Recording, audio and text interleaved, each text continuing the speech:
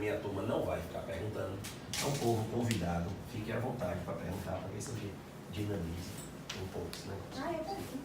Hã? Eu pergunto. Não, menos você, tinha esquecido.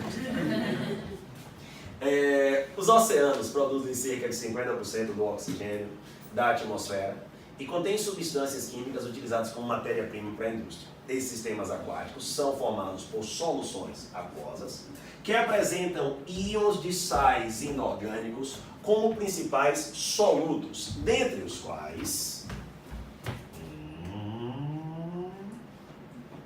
os íons sódios e o íon cloreto. Então eu tenho o íon sódio, Na+, questão 2,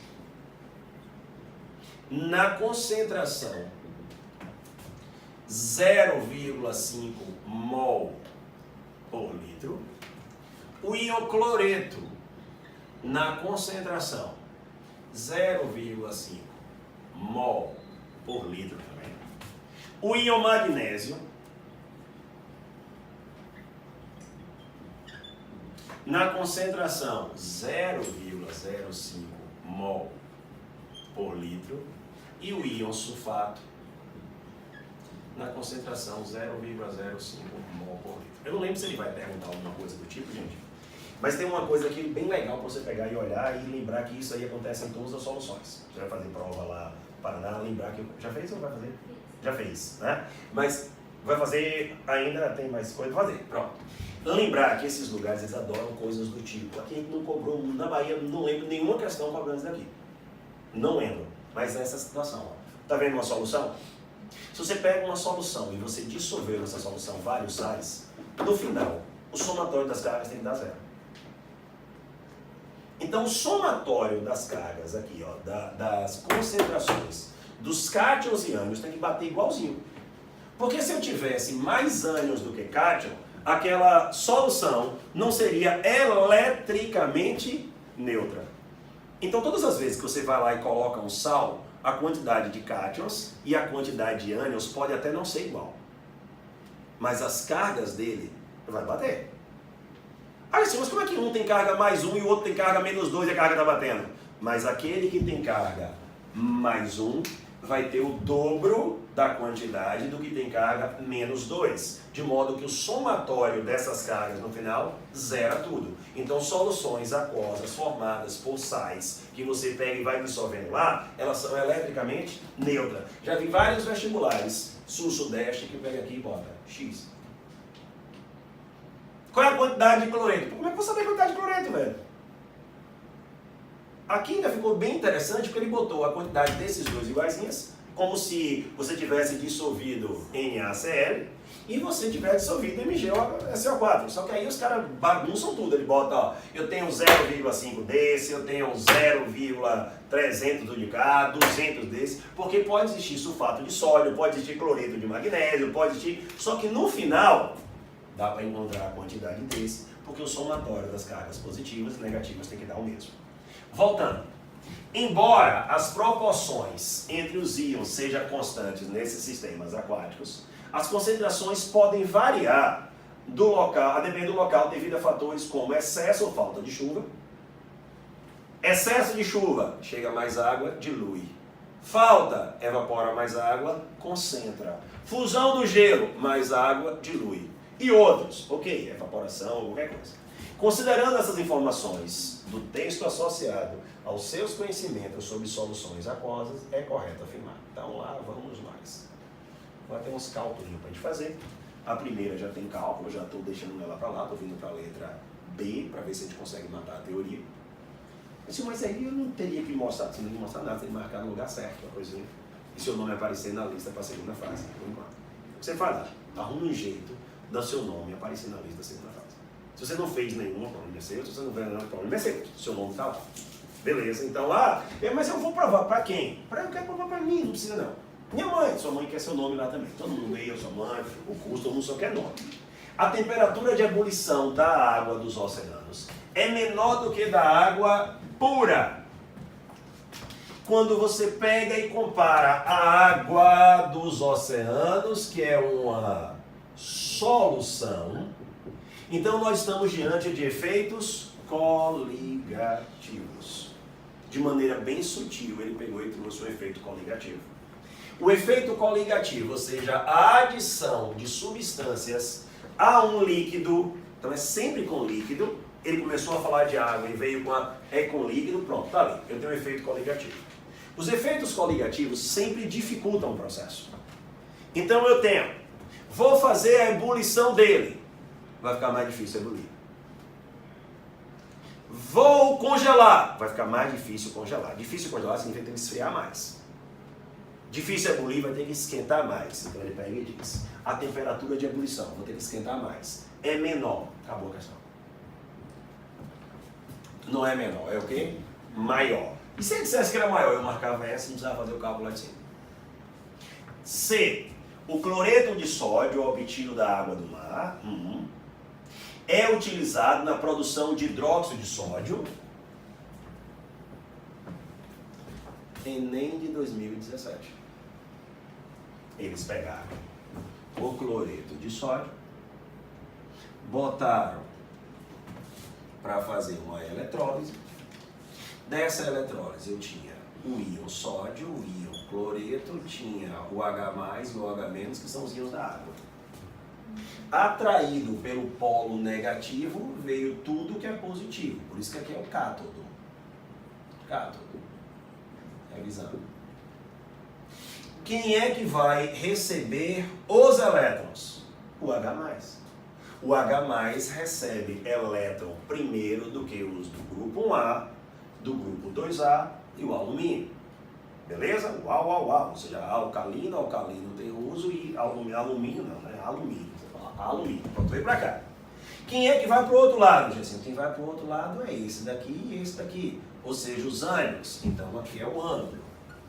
Ânodo. Pronto. Gessinho, eu tenho um ânion não oxigenado e tenho hidróxido. O hidróxido, ele recebe depois dos ânions não oxigenados. Então quem é que vem pra cá?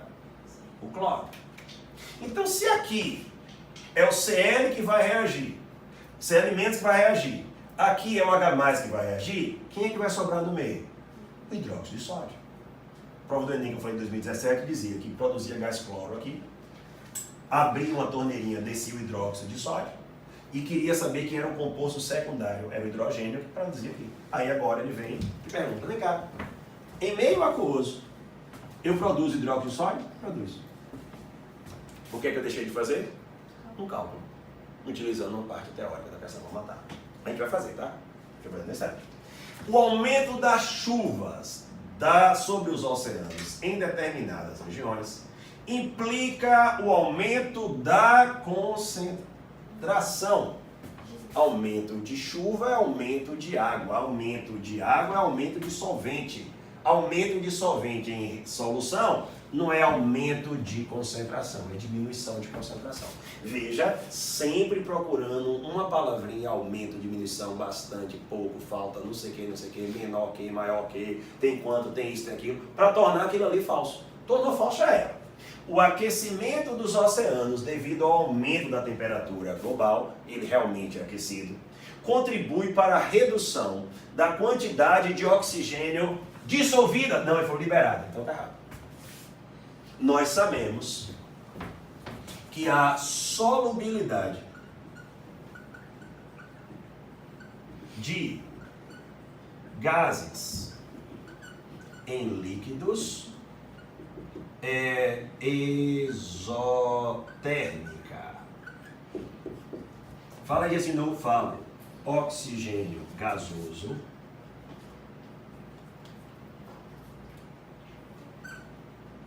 se transformando em oxigênio aquoso. Olha o nosso equilíbrio aí, tá vendo? Oxigênio gasoso, oxigênio aquoso. O que é que eu sei sobre ele? Primeiro, esse equilíbrio é homogêneo ou heterogêneo? Olha as fases. Homogêneo ou heterogêneo? Torne uma questão de equilíbrio. Vou analisar o equilíbrio. Primeira coisa que você vai olhar. O equilíbrio é homogêneo ou heterogêneo? Heterogêneo. Eu tenho um gás e tenho uma solução aquosa. Não há homogeneidade nenhuma nesse negócio. São duas fases nítidas aí. eu tenho um equilíbrio heterogêneo. Por que eu tenho que olhar isso? Assim, porque uma vez que você detecta se esse equilíbrio é homogêneo ou heterogêneo, fica mais fácil de você analisar as coisas. Por exemplo, a pressão ela só consegue atuar provocando desequilíbrio, ou seja, provocando deslocamento de equilíbrio, onde tem gás envolvido. Tem gás, assim, eu notei logo que o equilíbrio é heterogêneo. Pronto, então tem gás envolvido. E a pressão, ela desloca o equilíbrio no sentido onde você tem menor quantidade molar de gás. Quantos mols eu tenho aqui no balanceamento? 1 mol de gás. Quanto tem aqui? Nenhum mol de gás. Então, se eu aumentar a pressão, eu desloco para lá. Então, se ele falasse para mim, o aumento da pressão atmosférica, o aumento da concentração de oxigênio, deslocava para lá. Situação 2. Informação que as provas da Strix Consultec não vai te dar. Porque ela acha que você deve saber isso aqui. E eu já botei lá um equilíbrio para te ajudar a você pensar lá na frente. Quando eu tiver uma questão de equilíbrio que envolver gás dissolvido em um líquido, ele não vai te dar o ΔH da reação. Pô, como é que eu vou saber para que lado desloca? Dissolução de gases em líquidos é um processo esotérico. Então ele já quer que você leve esse conhecimento para lá. Então, então quer dizer que o ΔH associado àquele equilíbrio ali, ele é menor do que zero? É menor do que zero.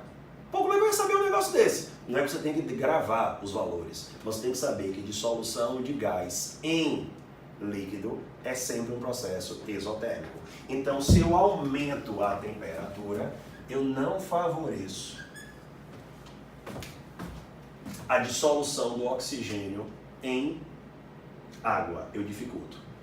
Tá certo? Então ele pega e diz: o aquecimento global contribui para a redução da quantidade de oxigênio liberada para a atmosfera. Não. Ele vai aumentar a quantidade. Inclusive você tem situações chamadas de poluição térmica associada ao aquecimento da água e à redução do oxigênio que está dissolvido em água. Matei tudo? Pronto. Só falta agora a gente fazer o quê? A resposta a gente já achou. Agora a gente vai fazer a primeira para ficar de boa. A massa do íon sulfato presente em uma amostra de água do mar de aproximadamente 600 miligramas. Então, o íon sulfato é isso daqui. Com muita tranquilidade, pessoal, porque aí você não fica se preocupando com fórmula, com nada. O que ele está dizendo para você? Que se eu tivesse 1 litro, eu teria 0,05 mols. Aí você escreve para você não se perder de quem é que você está analisando. Pronto, é isso aqui. Aí ele pega e diz: olha, eu não tenho 1 litro, eu tenho 0,25 do litro, ou seja, 250 ml. Então eu vou ter a quarta parte daquilo ali. Eu vou ter X. X é igual a quarta parte daquilo ali, 0,0 isso daqui. Mols. Aí você vem agora e faz.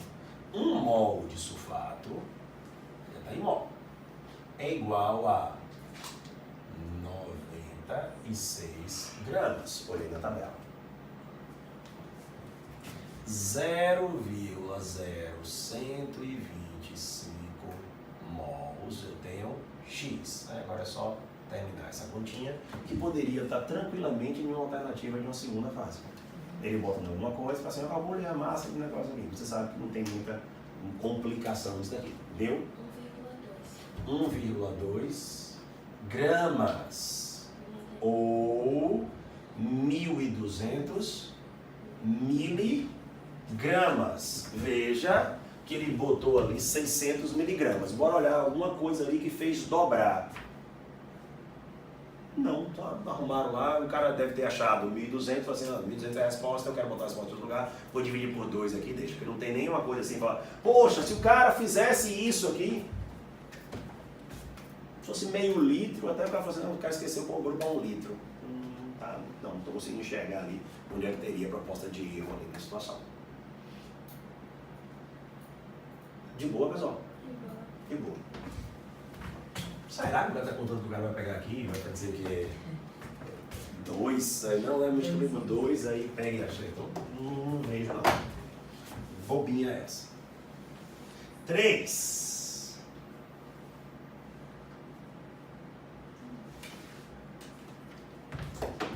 Ó, os elementos químicos do terceiro período da tabela periódica, a Strix Consultec gosta de usar um termo que eu sempre fico frisando para os alunos, que é grupo periódico. Toma muito cuidado com isso. Grupo é grupo. Quando ele fala grupo periódico, é porque é o grupo da tabela periódica. Ali ele já pegou e disse, olha, é um período da tabela periódica. Então, grupo é grupo, período é período, não mistura as coisas para você não errar. E quando ele fala a palavra periódica, ele está se referindo à tabela periódica, porque período é período, não é periódico, tá certo? Voltando. A exemplo do sódio, alumínio, silício, fósforo e cloro, ao se combinarem com o oxigênio, formam óxidos que apresentam estruturas variadas e de comportamento químico diferenciado na presença de água, ácido e das bases. Bora então só voltar para cá. Ele chega ali em um período, questão 3, e diz, olha, tá vendo aqui o sódio? Ele está no terceiro período. Terceiro período. Aí, ó, bora continuar. Ele vai, tá vendo aqui o alumínio? Está no terceiro período. Aí ele pega e diz, olha, agora tá vendo aqui o silício? Está aqui no terceiro período. Deixa eu colocar uma cor diferente. Aí ele pega e diz, está vendo aqui agora o fósforo? Também está aqui no terceiro período.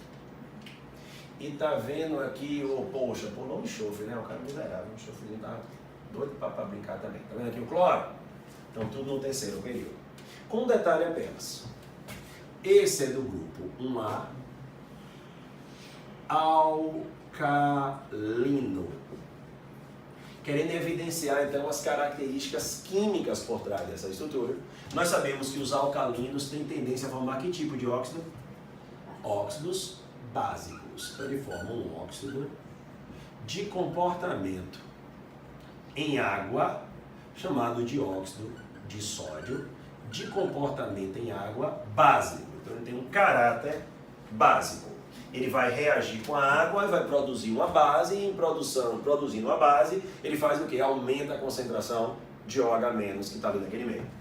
O alumínio, 3A, silício, 4A, fósforo, 5A, cloro, 7A. Então os óxidos eles são muito tranquilos quando você começa a avaliar ele, porque eles aparecem em toda a região da tabela periódica.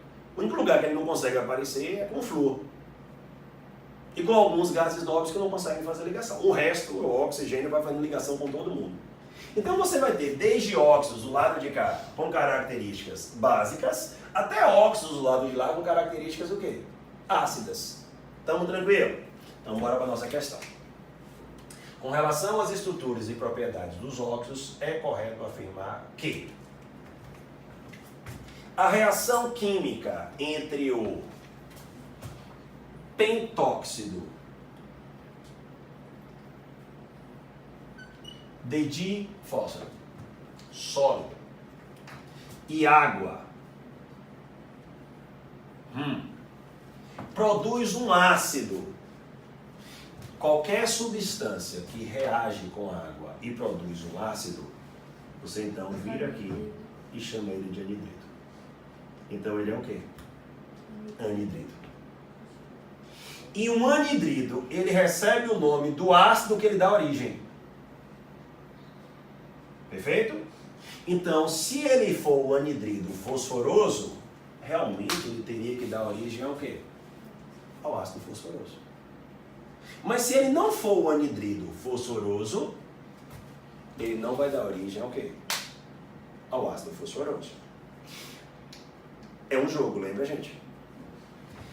Se passasse 309 mil provas, o nome que eles usariam seria esse daqui.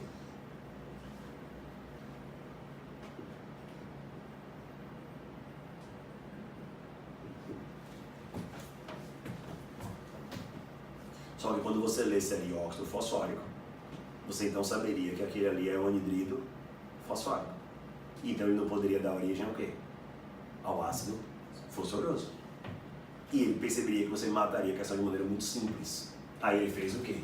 Tirou o nome que aponta para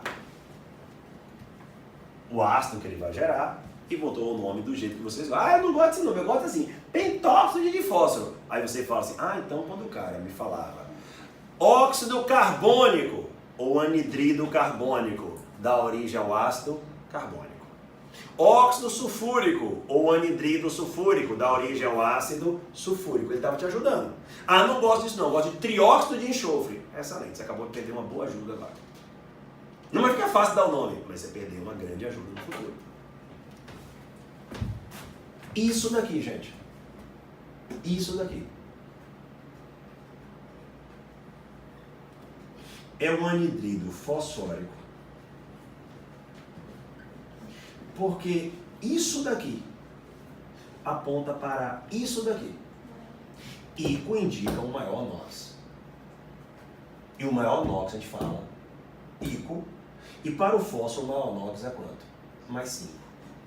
Quando eu vou e avalio o que ele está me propondo, ele está me propondo isso, ó.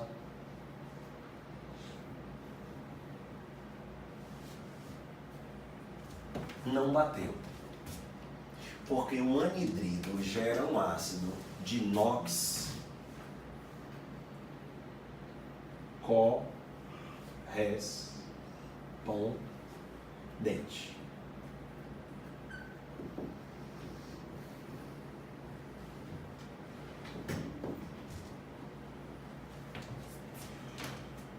Estamos de boa? Quantos fósforos tem ali? 2. E aqui? Os mesmos 2. Quantos oxigênios tem lá? 8. Aqui já tem quanto? 5.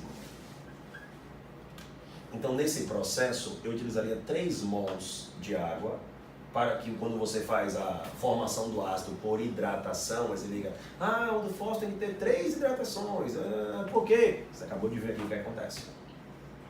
Até aqui, beleza? Então, passamos a primeira aí, onde um aluno que conhecesse uma relação simples de NOx associada aos anidridos, não passaria aperto na questão. Óxidos ácidos, você avalia ele pelo NOx. Veja qual é o anidrido dele e veja se há uma correspondência. Um anidrido, ele é uma substância que reage com água e produz o ácido de NOx correspondente. A brincadeira ali é de NOx. O sódio, elemento químico da família dos alcalinos, show de bola, forma um peróxido,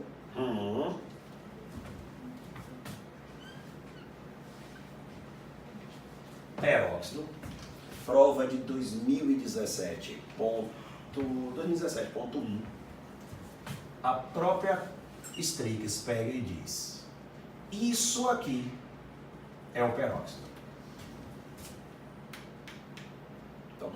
Isso ali é o peróxido. Se aquilo ali é o peróxido, isso daqui não vai fazer sentido nenhum ser o peróxido. Quer ver? Peguei o peróxido e faço uma ligação do peróxido com o sódio. Para que essas cargas zerem substância iônica, eu preciso de 2 aqui. Então, como é que seria a fórmula do peróxido de sódio? Na2O2. Vamos mais um pouquinho.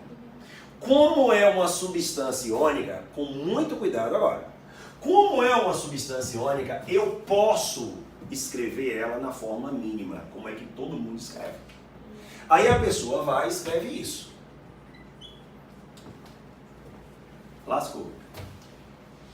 Ele passa então, a partir daquele momento, a achar que peróxido é um oxigênio só. Pô, senhor, o peróxido é um oxigênio só. E ele ainda está achando que o oxigênio consegue viver tranquilamente com um elétron só que ele ganhou. Seja com 7, não com 8. Então isso, eu tenho que entender que é apenas uma maneira de escrever essa substância, que é uma substância iônica. Tá? Substâncias iônicas são escritas na menor proporção, ou seja, na fórmula mínima. Aquilo ali não está certo. E assim, aquilo ali poderia ser o quê? Isso daqui seria um superóxido. Porque eu teria isso daqui, ó.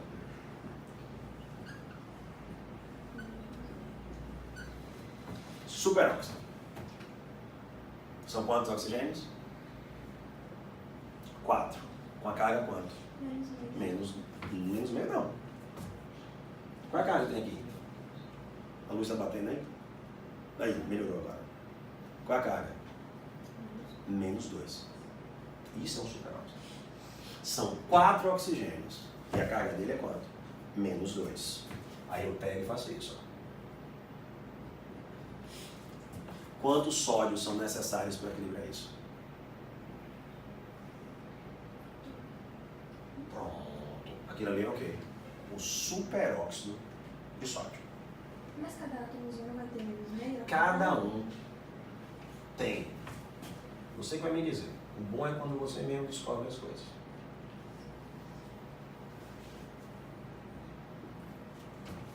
Qual é a carga desse oxigênio? Não, -1. Esse não vai ter um outro. Não, estou dando a carga desse oxigênio. Não tem anulando nada. Vá, qual é a carga desse oxigênio? -1. Ele ganhou um elétron de alguém e está compartilhando com o oxigênio que tem a mesma carga que ele. Então ele não é mais eletronegativo. Ele tem a mesma eletronegatividade. Essa ligação é uma ligação apolar. Bora de novo? Qual é a carga desse oxigênio? Perfeito. E desse? Essa é 0. Não, mas todos aqui estão estáveis. Cuidado para não confundir estabilidade com carga. Ter carga 0 não quer dizer que é estável.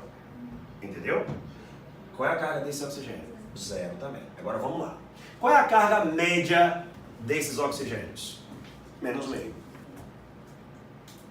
Porque eu tenho 4 oxigênios e o total de carga é -2. Então, quando eu falo para você uma carga média, eu não estou querendo lhe dizer que eu tenho somente um oxigênio e a carga é meio, porque não existe meio elétron. Ah, pô, assim, é porque quando o oxigênio está com meio elétron, não existe oxigênio com meio elétron. Vá. O que é isso? Facinho. Pode falar, sem medo. O que é aquilo ali? O-2. Você sabe, compostos binários em que o oxigênio... Como é o nome? Óxido. Pronto, perfeito. Aquilo ali é o ióxido. Vá. Peróxido. Não foi aqui que a gente fez no instante? Percebeu o que eu estou te mostrando? Como é aquele ali? Peróxido ou superóxido. Então tem o óxido, o peróxido e o superóxido. Todos eles têm carga -2, o que diferencia a quantidade de oxigênios. Lembrando sempre que eu posso trabalhar o quê? Se a substância for iônica com a fórmula mínima dele. E essa fórmula mínima acaba quando eu não percebo o que está acontecendo, me traindo. Que eu começo a achar, inclusive, que tem oxigênio com meio elétron ganho estando de boa no processo. Então, não tá. Até aqui, beleza? Então ele pegou e disse, olha, isso daqui é um peróxido? Não, não é um peróxido. Gessinho, e aquele ali? Bora matar? Bora.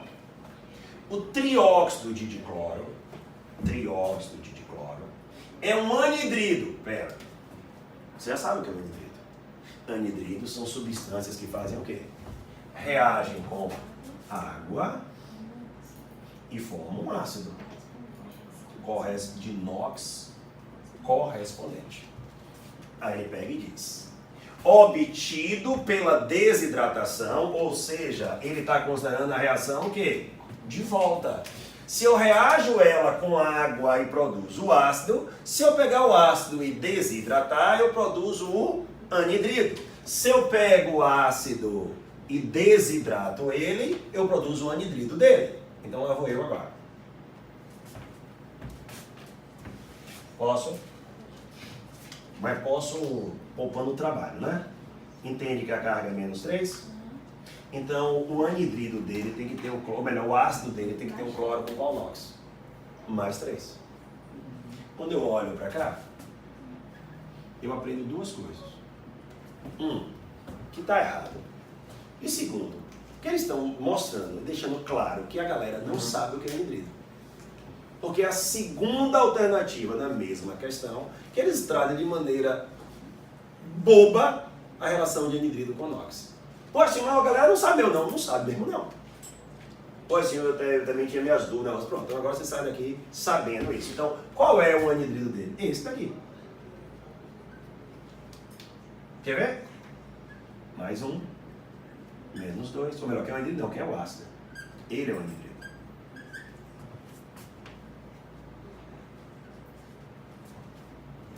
Então, esse é o trióxido de dicloro, que é o anidrido do ácido cloroso. Bobinha, gente. Bobinha. Então, se juntar a bobinha da outra, com bobinha da outra, bobinha da outra, a prova de química ela vai se ajeitando na sua frente. Professor, vê a outra aí agora. Vamos lá. O óxido de alumínio é classificado como anfótero, isso é uma verdade, né? A óxido de alumínio, não pode esquecer o de ferro 2, não pode esquecer o de ferro 3 e o zinco. Esses daqui são os principais. Você tem que saber. Esses 4 aí tem que ser os principais. Pô, ele botou outro lá que ninguém viu. Pronto, ele já foi mal intencionado botando um que ninguém sabia. É classificado como anfótero porque a reagir com ácidos e bases fortes. Estamos de boa? Produz sal e produz água. Bora só checar uma coisinha? Primeiro, que para Arrhenius, os ácidos e as bases virão em solução o quê? Aquosa. Então esse óxido aqui, ao entrar em contato com a água pura, ele não reage, porque ele é anfótero. E a água não tem capacidade de gerar essa reação. Quando você pega nessa mesma água e coloca um ácido, aí agora ele consegue reagir, produziria uma base correspondente, neutralizaria com ácido, lógica do processo. Mas, se ao invés de ácido nessa água eu colocasse o quê? Uma base, ele conseguiria então agora, não mais com a água, mas com aquela solução, se comportar como um ácido, reagir com aquela base, fazer uma neutralização e produzir o quê? Sal e água. Ou seja, nós estamos diante de uma verdade. Letra E. A estrutura do óxido de silício indica que esse composto químico é iônico e reage com água e ácidos fortes. Primeiro detalhe importante. Compostos binários. Binários. A gente vê isso lá nas ligações iônicas.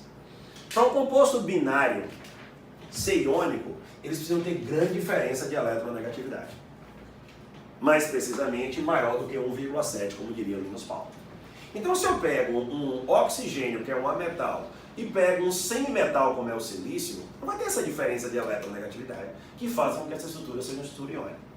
Eu preciso ter um metal lá do outro canto, com um ametal lá de cá, para você ter uma grande diferença de eletronegatividade. Então, o primeiro problema, ele não é iônico. Segundo, a questão da reação dele com a água agora, ela vai ser meio que questionada. Aí você fala, com o que, assim? Gente, óxido de silício, ele é areia. Na verdade, a gente até escreve assim, ó.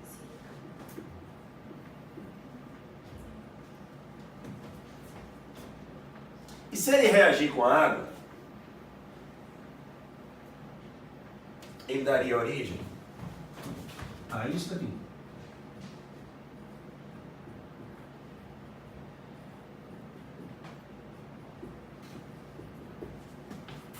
Que é o ácido silícico, que dá origem a uma coisinha que vocês conhecem, com o nome de silicato. Então, como ele está associado à geração de ânions, isso não reage com ácido. Ânion reage com alguém que é positivo. Bases apresentam estruturas positivas. Bases são cátions que se conectam ao ânion OH-. Então, se eu gero um ânion, eu não vou reagir com ácido, eu vou reagir com o quê? Com base. Ácidos são espécies que geram um H+ e uma estrutura negativa, um ânion. Então, se eu tenho um silício que vai gerar um ânion, ele não pode gerar com ácido. Mas o problema todo não era nem isso daqui. Isso daqui você pode até deixar embora. É você pegar e estar diante de um composto binário, não pode ter dúvida se ele é iônico ou não. Tá? Só pode ter dúvida. Tipo, ele diz, é iônico e você tem um metal e um ametal que você vai dar uma olhada, porque existem metais que fazem ligações com ametais e os compostos não são iônicos porque não tem grande diferença de eletronegatividade. Agora, você pegar um ametal e um semimetal, não tem como ser iônico. Perfeito? Fechamos essa também? Dúvida alguma coisa? Não, vai fechar a prova da manhã, né? Tem tampãozinho.